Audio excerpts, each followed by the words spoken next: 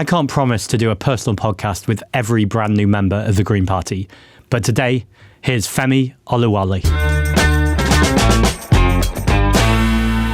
Hello, Zack. Chris Packham here. I hear you've signed up to Ecotalk. That's very bold of you. Brilliant. And if you don't mind me saying, very bright of you too. If your audience is half as smart as you, then they'll sign up too at ecotalk.co.uk.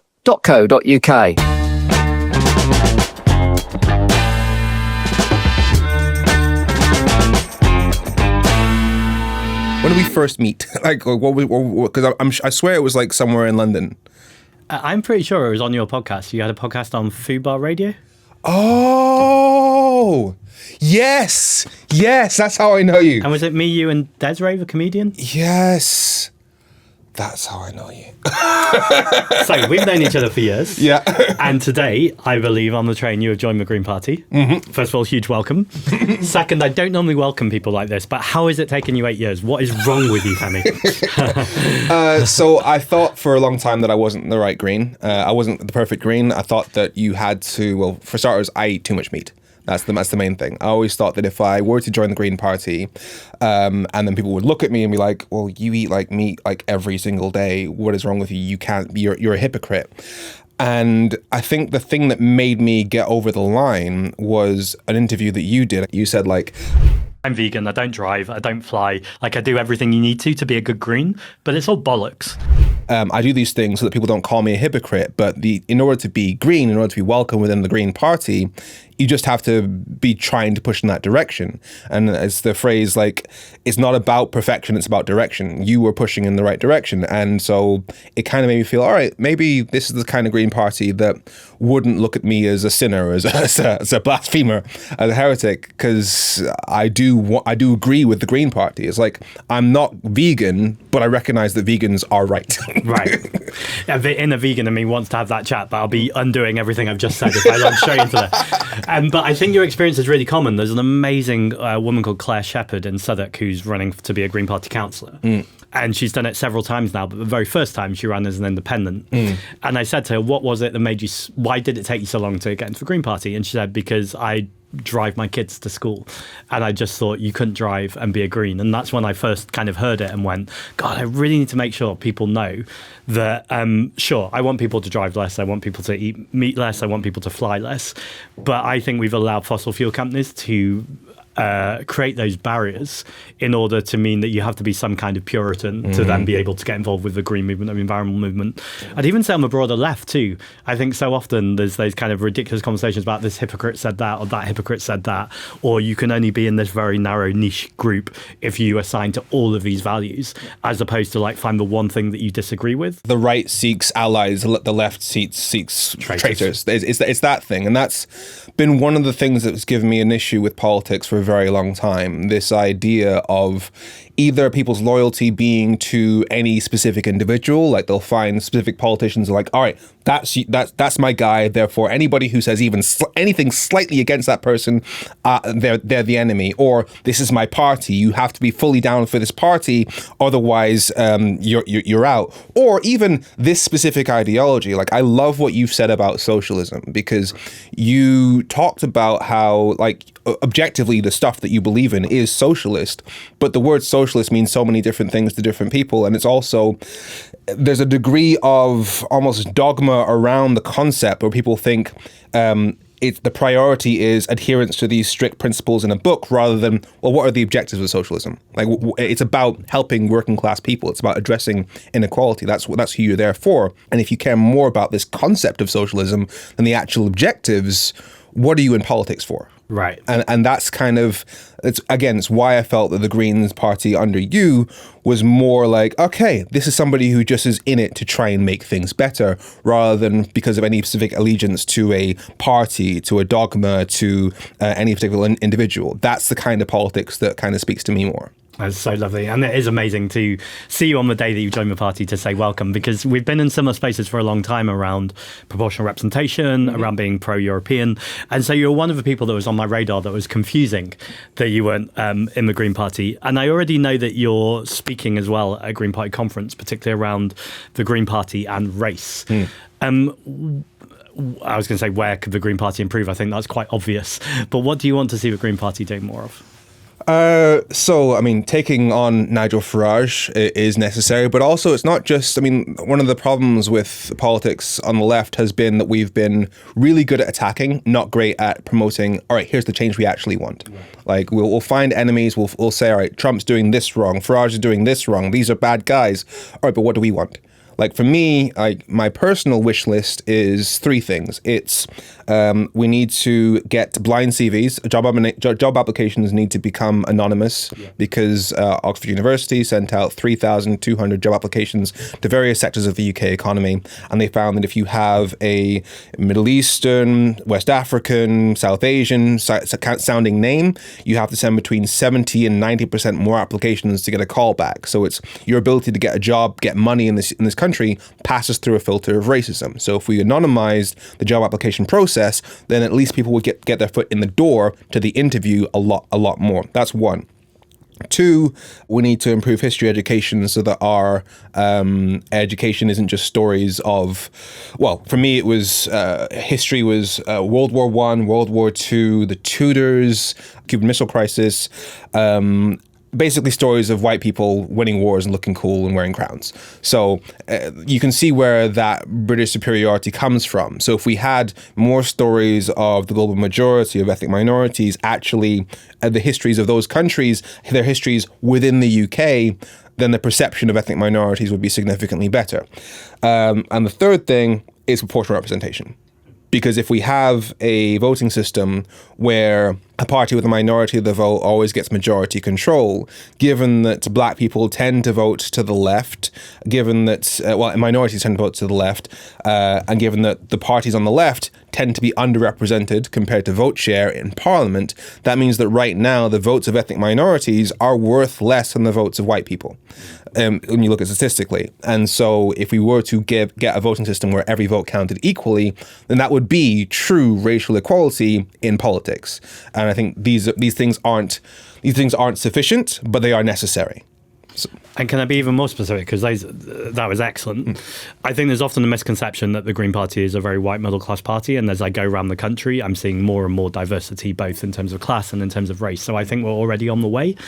And exactly what you just said, we're getting to a place that's necessary, but it's not sufficient. As in, I want the party to be as diverse and vibrant as the communities we seek to represent. I'm also aware it's not just the Green Party, though. I'd say it's the environmental movement. And in some points, the left is often you look around and you see a sea of white faces. Now, I'm putting a huge caveat in here that a lot of the really important work is being done by people of colour, and they're leading a lot of these movements. So I'm definitely not erasing anyone's contribution. Very often when I hear people say this, I have friends who say, I feel like people are saying you're not in the room. And I'm like, I'm here. I'm literally here. Why are you raising my contribution? And I think they would accept that we're not where we need to be. I was about to answer my own question. I won't. I'll just say why. So there's a couple of things there. There's one, which is when you're dealing with issues of oppression, when you're dealing with issues of inequality in a system that favors inequality and favors certain groups, you're basically rich, white, male, straight. That system will only allow or will give a preference to people who meet those criteria actually rising within that system to positions of power. Right. One example on my end was when we were working for the second referendum to try and stop Brexit, and we were basically this young youth movement working in an office in London. We wanted to bring in more people from diverse backgrounds, both in terms of gender, race, class, especially, and that was the hardest one because we were on a shoestring budget. Young people working in the centre of London because you needed to be in order to reach Westminster to do all the stuff we were doing, but who can afford to live in central London on a shoestring budget? And so these movements that seek to challenge the power are going to struggle because we don't have the money. And so getting your foot in the door, difficult. Plus, there's also been just this narrative since, well, especially since the Brexit referendum in 2016, that kind of pushes ethnic minorities out of the room. Because I know that for me, when the referendum result came through and I saw that the majority of British voters had sided with essentially Nigel Farage after he'd done explicitly racist stuff like the Breaking Point poster, pointing at visibly Middle Eastern people to scare people about European migration, which is objectively racist. If he's managed to convince the majority of the population to go his way, or at least the majority of voters at the time, then maybe I'm not even welcome in this country. Maybe this isn't the country for me anymore. And that was the feeling that I felt. And when you see politics so dominated by these objectively racist people, it makes people from ethnic minorities feel less welcome in those spaces. And I think getting past that is one of the things that I'm most proud about, is when I see black people especially come up to me and say, you're the reason why I started taking interest in politics, because we don't see ourselves represented. It's better now, but one of the reasons why I wasn't interested in politics as a kid was because as a kid growing up in Darlington, Dundee, Birmingham, politics was just old white men in suits shouting at each other hundreds of miles away in London. I didn't see how it had anything to do with me. And I think that's part of the things that we need. We need more black and brown faces in these rooms in order to get more black and brown faces in these rooms. 100%. I think it's that representation, and then I hark back to my conversation with Michaela Loach, where she's running a organising school for young black youth, for black youth, to give them the skills and resources and the confidence to be able to represent themselves and organise and mobilise in spaces. I mean, you mentioned Europe there. I had a conversation with Yanis Varoufakis. Yes. And I think when I reflect on the Brexit referendum, I'm interested what you think, but I think he was probably in the right space. And a lot of us, I shouldn't speak for anyone, I'm speaking for me actually, were not in, I was doing the best with what I had at the time, but I look back and go, I wish I'd done things differently. Obviously, because we got what I would see as the wrong result.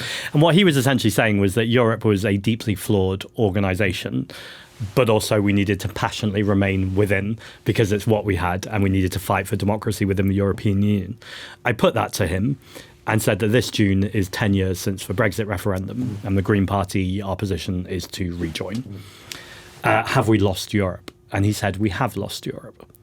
And I was surprised to hear him say that, because it's not a position I agree with. In fact, I would go back to his 2015 position and argue it even more strongly now and say that because of the inequality in our society and because of the injustices across Europe, we need the European Union more than we've ever needed it. Like, if it didn't exist, we would create it to deal with the inequality that's sweeping across Europe and the rise of the far right.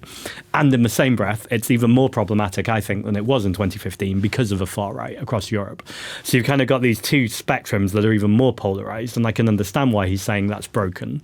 But I feel like there's never been more of a need and an urgency for a movement to repair this. So one of the jokes that I often make is that because I used to work in an organization called the Alliance for Lobbying, Transparency and Ethics Regulation, basically an anti I know. So it was shortened to Alter EU. And I basically was anti-corporate lobbying within the EU space. We worked in Brussels, regularly criticizing the EU, especially the Commission, for allowing corporations private access to lobby their officials. So I know loads of problems with the EU. I've criticized the EU professionally, and I've often joked that I would do a much more effective and truthful leave campaign than the people who actually did it. Unfortunately, we had a baby bathwater situation whereby people saw the problems and thought, well, chuck the whole thing out. As for what you said about if it didn't exist, we'd have to make it. Yes, because you often hear people say like, oh, well, the EU's collapsing. It's been collapsing for 10 years. They've been saying that forever. But one of the reasons why it will never fully collapse is because it will always be in the interests of those countries to have similar laws so that businesses in those countries don't have to copy 28 different sets of rules in order to sell across Europe. And because of that, if you didn't have the EU, then the EU in and of itself is an anti-nationalist project, because if you didn't have the EU, then each country would be competing against each other. Whereas by definition, if you make their interests of the EU aligned, of the European countries aligned, then you're less likely to get that sense of nationalism of my country has to beat your country, because we all benefit from working together to keep prices low. That's interesting. So back in 2015, 2016, I would have happily drank myself, for instance, in an EU flag. It felt like a really important project that I felt deeply aligned with. I want to put this caveat, still align with it and think it's important, but I would be much more uncomfortable now about the imagery of an EU flag, and that's because I associate it with different things now. I'm just wondering if you've been on a similar journey, or you feel just as kind of Europhile, or Eurosceptic is probably too strong a word. Well, I often would call myself a Eurosceptic, but not a Europhobic. Okay. That's because I have skepticisms about the EU, but I'm not so phobic that I would want to leave it. As far as draping yourself in the EU flag, people often, when they book me for things, they'll call me and pro-European Femi Oluwole. No. Anti-Brexit Femi Oluwole. Like, I'm aware of the problems. I just know it's not sensible to leave the EU. So, yes, we are seeing the rise of the far right across Europe. Yes, I believe that you can address that somewhat by emphasizing European solidarity, by saying, look, if you take back control and have all your own laws, you run into all the problems that we're seeing now because there are regulatory barriers between us and our 30 closest neighbors, which is only meaning that red tape is increasing the cost of living. So if you actually care about your nation, your country, and the flag of the UK, you should want the people who live in this country to have cheaper food and cheaper products and a better standard of living. So if you're actually truly, truly patriotic, then you have to be joined to other countries. That's an amazing argument. And I think you've just solved the problem for me for life of not being pro-European but being anti-Brexit. I think that's a really neat frame. In terms of domestic politics, so what's happening in the country right now, I was going to say, what's Keir Starmer getting wrong? What Keir Starmer is getting wrong is he's doing politics by focus group. Right. I met him twice in the years leading up to Brexit, and both times he disappointed me. The first time was at a UCL event where he was still parroting the same Labour line of, we will leave the EU and we'll stay in the single market and customs union. And I was like, but why would you do that? Because that means following the rules of the EU, but no longer having a say over those rules. And so you're not going to please the Brexiteers who wanted more control because you're offering them less control. And you're also not going to please the Remainers because they want to stay in the EU. So you're pleasing nobody. And he's just still stuck to it because it was the party line, which is that thing of prioritizing the party loyalty over what is actually right for the UK. And the second time I met him was at a tactical voting thing in South London, where I was basically going around the country to various constituencies and talking to Labour politicians and getting them to say, all right, Labour and Lib Dem politicians and Greens saying, look, in this constituency, yes, you might feel this way, but tactically you have to do this. And because I was basically working with all the different parties that were saying second referendum, and when I got him on camera, he immediately turned to the camera and was like, because Labour is the only party offering a second referendum. I was like, dude, have you not got this basic concept? And his response, genuinely off camera, was, oh, sorry, we're just too tribal. Right. And I thought, is that self-awareness, or is this just embracing, no, this is how I live? Like, he does that prioritizing of party first, country second, seems to be baked in. Prioritizing of his own ambition seems to be baked in, because the way he has run things, at first you could have thought, maybe he's just doing what he has to do to get into power. But you would expect a hard U-turn as soon as he got in. No. He's still saying the same stuff on Gaza, the same stuff on not taxing working people. And so he's clearly is just basically thinking, all right, how do I aim right down the middle? He's literally said we're the party of the center ground, so that he can try and attract as many voters as possible without actually having any principles of his own. So where is he going wrong? It's not having any decent principles. That's a good summary. And there are people still in Labour who would be making similar arguments to what you're making, but then they add a bit at the end, which I almost don't want to repeat because I don't want to propagate it. But they go, but I've got to stay in the Labour Party because there's going to be a Labour leadership election and we need to make sure that we get a better Labour leader. What's made you take a different path, or what would you suggest I would say is foolhardy about that strategy without putting words in your mouth?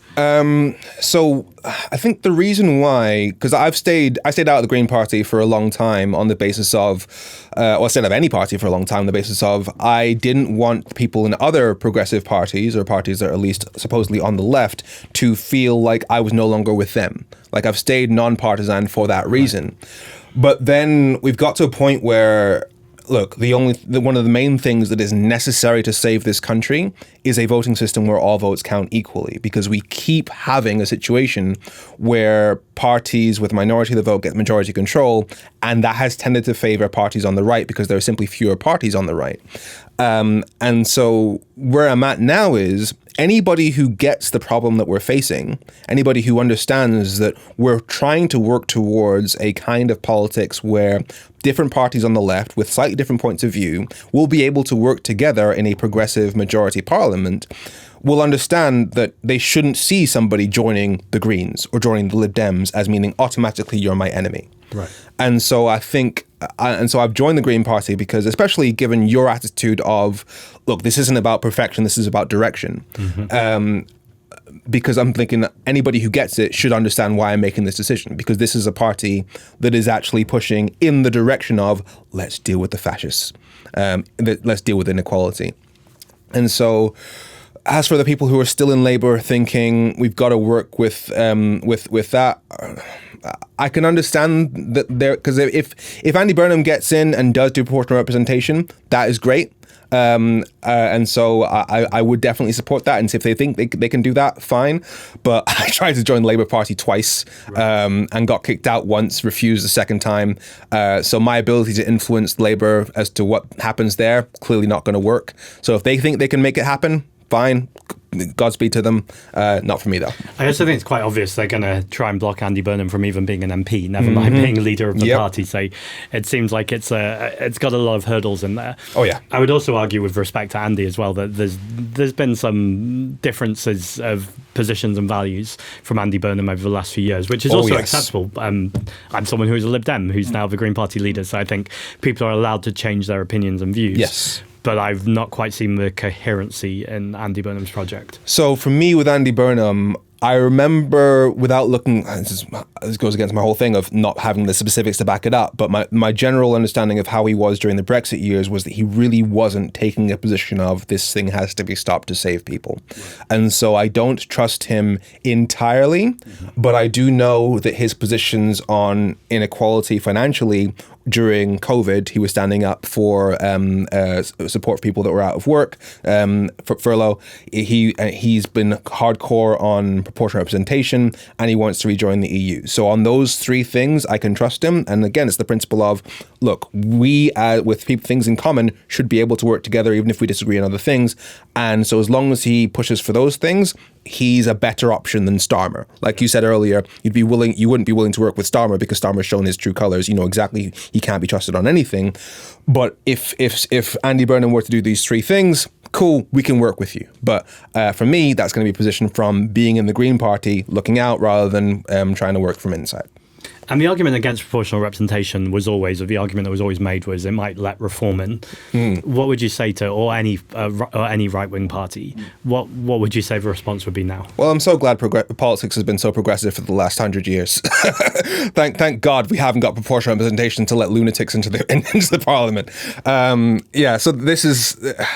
And I've also said, if we have a country where 7, 10, 20, 30% are willing to vote for Farage, that's the country we are. We shouldn't use an unfair voting system to hide who we actually are. We should believe in democracy. Second thing is, if Nigel Farage and the UKIP had 20 seats in Parliament in the 20 years prior to Brexit would never have happened, because they would have had to present an actual plan for what specific Brexit deal they wanted to have, and it would have been ripped apart, because they'd have had to say, we're going for no deal. Okay, so we'd have no trade deal with all of our closest neighbours that would be doing something that every successful economy on the planet has chosen specifically to avoid. That's economic disaster.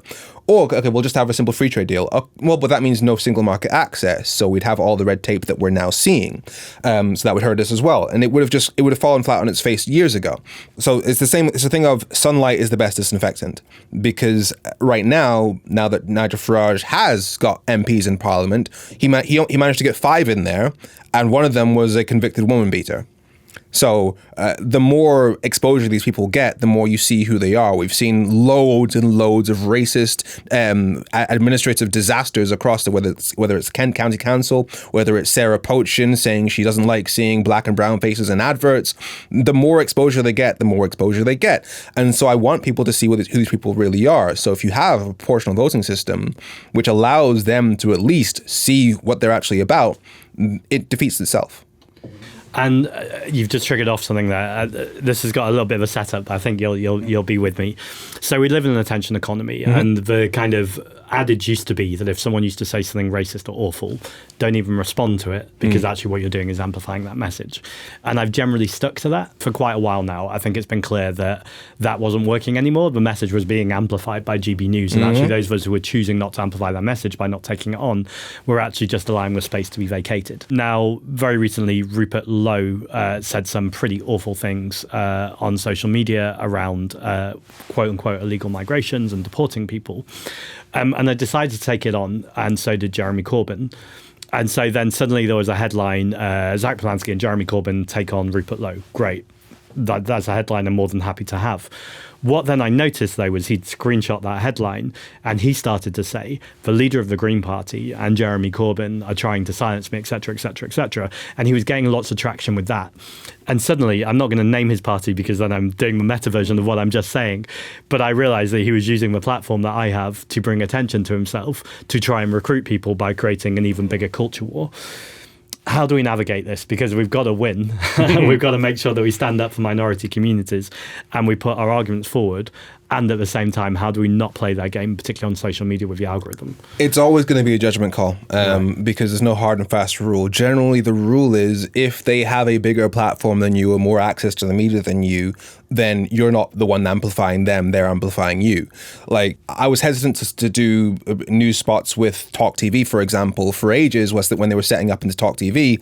But then I decided, actually, to be fair, they're going to have Piers Morgan on there every single week. So I'm not the one giving them eyeballs. Piers Morgan is there, and as long as he's there, nobody's going to turn away.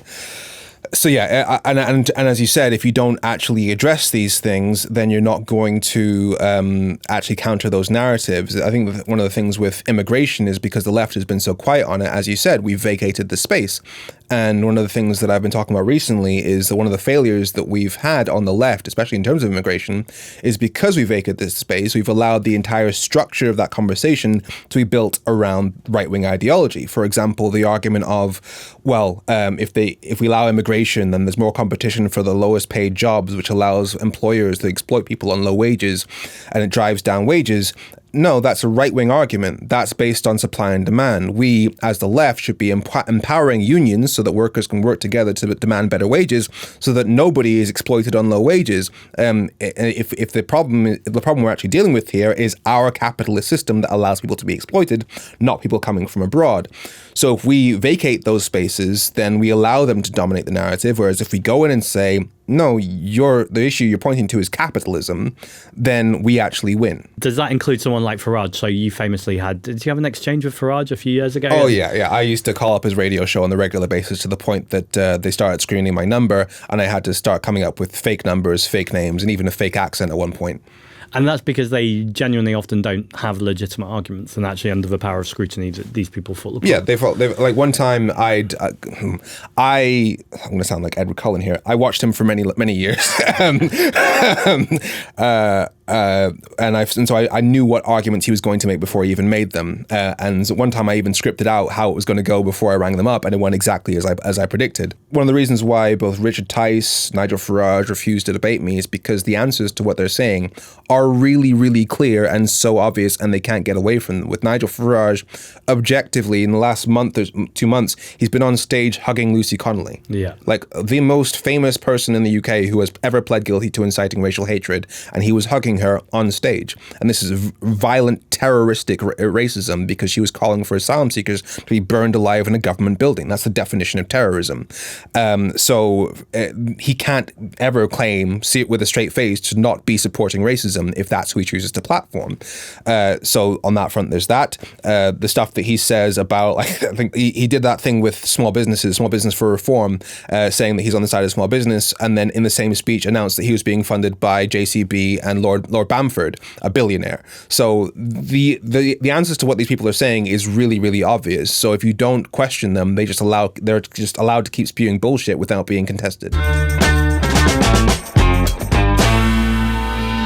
Zack has signed up to Ecotalk. He's taken the great plunge. Why has he done that? Well, he's a man who sees sense. Firstly, brilliant network coverage. Secondly, fantastic customer service. And thirdly, of course, all of the profits are going to nature restoration. Yes, we're spending them on rewilding. And you can go to our website to see what we're up to. You can also get some wildlife tips from yours truly. So come on, follow his lead and sign up to Ecotalk. All you've got to do is go to ecotalk.co.uk, and it's simple, absolutely simple. And look at the benefits. Life is beautiful. I think we've moved into a different political moment now too, where a few years ago the kind of advice to politicians was to find a slogan or a line and just keep saying it. So we've seen that with Stop the Boats, we saw it with Strong and Stable. But get actually, Brexit done. Get Brexit done. But we saw it on the left as well. I remember an interview with Ed Miliband when he was leader where he answered the same question like 11 or 12 times. And then I think it was either BBC or ITV, they just released the whole footage to show him just saying the same answer to whatever it was. Yeah. And it really strikes me that we're in this different moment now where, and this might be naive, but I think we can have more complex and nuanced conversations. And partly this sounds like it's the opposite of what I'm saying, but social media has given us space to allow platforms to explain a little bit more what's being said. And the old adage is if you're explaining, you're losing. But I want to start challenging that adage because I think people are becoming more nuanced or more aware of the arguments and are able to spot bullshit more. I think people often talk about how the TikTok generation has no attention span, but it's getting better. Like I'm finding that my long form content where I really go into issues is actually doing better than my shorter content. So I would say that we sell ourselves short if we say that people need slogans, and I think people are tired of being told that this 3-word slogan is going to solve all their problems, and then it only ends up making them poorer. Like whether it's Get Brexit Done leading to people being poor, whether it's Stop the Boats leading to a Rwanda policy that was going to cost £169,000 per refugee. Like every time politicians do that stuff, it only ends up hurting people, and people are starting to realize we need somebody with an actual thought out plan, not just a slogan that fits on a bus. Totally. And as someone who says lower bills, tax billionaires and make hope normal again, I'm not opposed to a slogan. But I think where we've maybe moved to is people are valuing more the idea of someone not having all the perfect answers, but being able to have a conversation about where the thoughts are and where the principles are. Oh yeah, one of the things that I pride myself on is that whenever I get something wrong on Twitter especially, I will include the words "I was wrong" in the tweet so that I can then search for "I was wrong" and then see all the times that I've messed up so that I can remind myself, look, you're not infallible, you make mistakes. And I think one of the problems that politicians have had for a very long time is this idea that they have to have the perfect answer on everything. And not only does that set you up to fail when you don't have the perfect answer, but it also makes you look like a dick. From where I'm standing, Labour is on a downward trajectory. The Greens are on an upwards trajectory, which means that the old concept of you have to hold your nose and vote tactically for Labour is dying with every poll that passes. And so for me, given that even if Labour were to get in again, whether it's under Keir Starmer or Wes Streeting, if they're still doing the same stuff, if they're refusing to change the voting system, which currently allows Nigel Farage to take power on a third of the vote, if they refuse to drastically improve people's living standards by A, taxing the rich to fund the poor, and B, rejoining the single market so that we can have cheaper food and products, then Nigel Farage will get in. And the only real option that is away from that, the only real alternative to that for me right now is the Greens. Like I hope that Andy Burnham manages to get a seat and manages to take over from Starmer, which would then allow a voting system where the Greens would get even more seats in Parliament. But for now, with the pieces that are currently on the board in Parliament, the Greens are the only way to go as far as I can see things. Otherwise, Nigel Farage gets into power. And if that were to happen, like, I'm not really exaggerating. Like, I know a friend of mine who lives in a seat where in a town where he and his wife are the only people who aren't white on that street. And as a result of the riots, he now travels around with a certain item in his car to make sure that he can protect himself. Because, the fear that went people's ethnic minorities' minds as a result of those riots, knowing that if you stepped outside, somebody could come at you simply because of the color of your skin. When you're watching black people get jumped in parks, an Asian man being pulled out of his car in Hull, that was real fear. And for Nigel Farage and his party to fully embrace those people, Lee Anderson to say, those people aren't far right, they're just fed up. And Nigel Farage to go on stage with somebody who called for asylum seekers to be burned alive. They have said, we are on the side of the rioters. So if they get into power with talk of remigration and deporting millions of people who are lawfully here, given the clear racism within that party, anybody who isn't Snow White is on the chopping block, based on everything that they've said. And so this is, for me, a survival issue for a lot of ethnic minority people. And can I ask a nuanced question? So first of all, acknowledging all of that, I mean, it's pretty horrendous. That's an understatement. It's grim and it's worrying. And when Lee Anderson says these people are fed up, there's no excuse for racism. There's no excuse for violence. There's no excuse for hatred. And people are fed up. And to be able to balance the nuance between the causes of austerity, the lack of communities, the lack of integration that is often a result of the fact that there is no physical community spaces for people to integrate into. How do we find a way of navigating this conversation that doesn't for a second give an inch to this idea that people are fed up and that's why they're racist, but also does recognise that, I would argue, people are fed up and that is fueling racism, which are two different points? So the way I take the hard line is you had a chance to see the light on this issue when it comes to racism of parties like Nigel Farage. Because back in, as I said, when the referendum result came out, I was thinking, all right, people are going with Nigel Farage, maybe these people are all racist.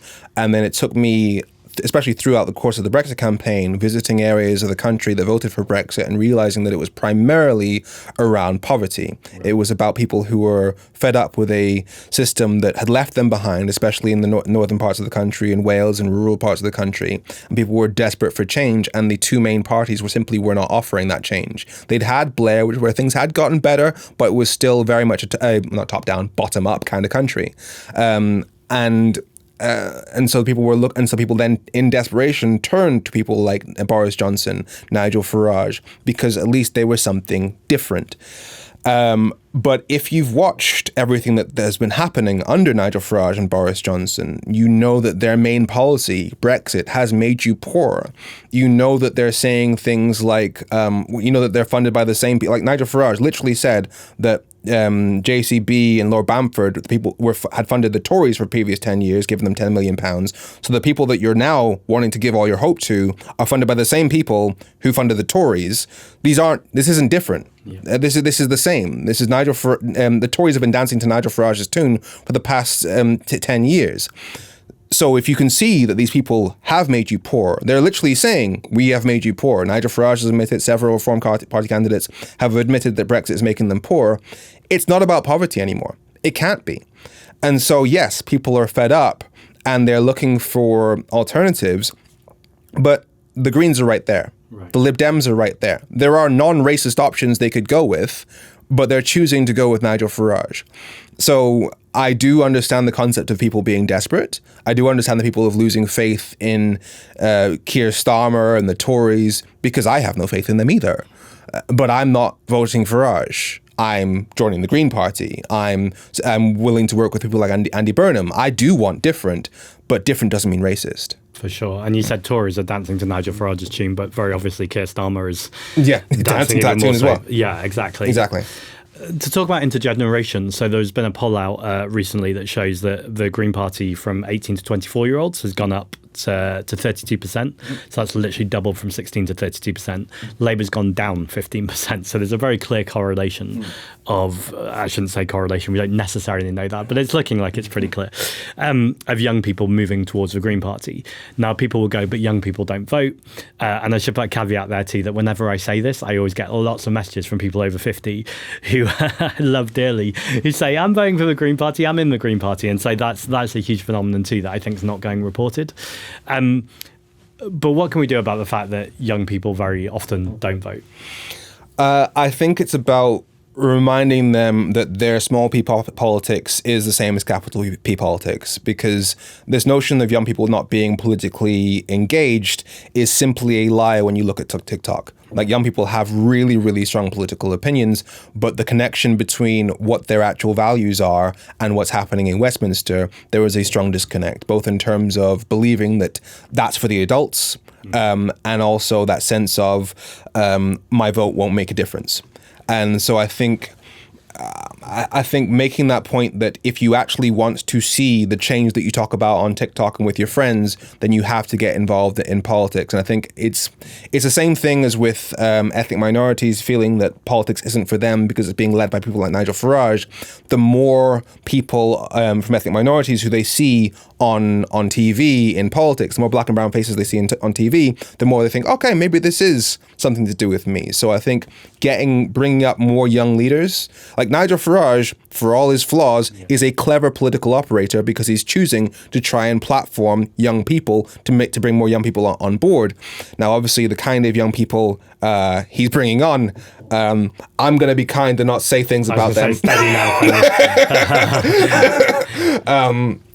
But yes, bringing on young people into this, and given that young people, one of the things they talk about the most is climate change and Gaza. I think those two right now, the Green Party is a natural home, and so finding lots of young people who want to take up leadership roles within the Greens, I think that's a good place to start. I often talk about the fact that future talent is not found; it's developed, and actually those people need input and they need resources and role models. Yes, exactly.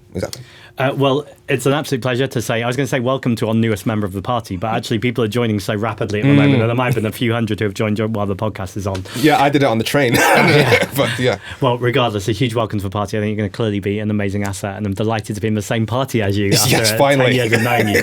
Thanks so much, Femi. Thank you.